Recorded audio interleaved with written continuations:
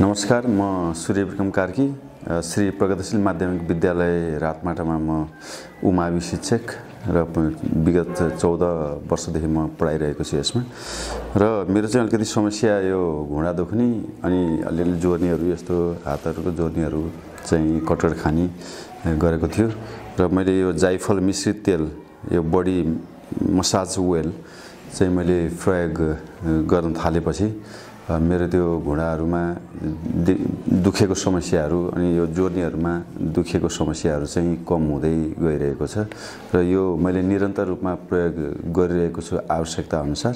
र यो लगाइसके पछाडि मलाई चाहिँ अलिकति सहज हुँदै गइरहेको छ, राम्रो हुँदै गइरहेको छ। र यो स्वास्थ्यको लागि उपयोगी पनि लाग्यो मलाई।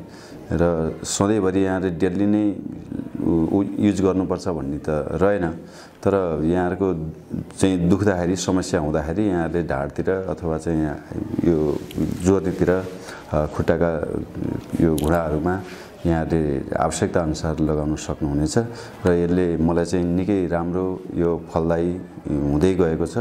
र आशा छ यहाँहरूले पनि यो तेल उपयोग गर्नुभएको होला, प्रयोग गर्नुभएको होला र यहाँहरूको स्वास्थ्यमा नि केही सुधार हुँदै गएको होला, उपयोगी हुँदै गएको होला। र त्यही मैले चाहिँ आफ्नो अनुभव, आफ्नो एक्सपिरियन्स चाहिँ यहाँहरूलाई सेयर गरेँ। र यहाँहरूलाई पनि त्यस्तै भएको भएदेखि र यदि प्रयोग नगर्नु भएको भए यहाँहरूले यो चाहिँ जाइफल यहाँ देख्नुहुन्छ, यहाँ नाम छ र नेपालीमा पनि छ यतापट्टि, यो जाइफल मिक्स ओइल र बडी मसाज ओइल लेखिएको छ इङ्ग्लिसमा र नेपालीमा पनि छ, यहाँलाई मैले देखाएँ। र यो उपयोग गर्दिन हुनको लागि र यहाँहरूको स्वास्थ्यको लागि, आफ्नै स्वास्थ्यको लागि हेल्पफुल हुनको लागि उपयोग गर्नुहोला भन्दै म अहिले बिदा चाहन्छु। हस्, नमस्कार।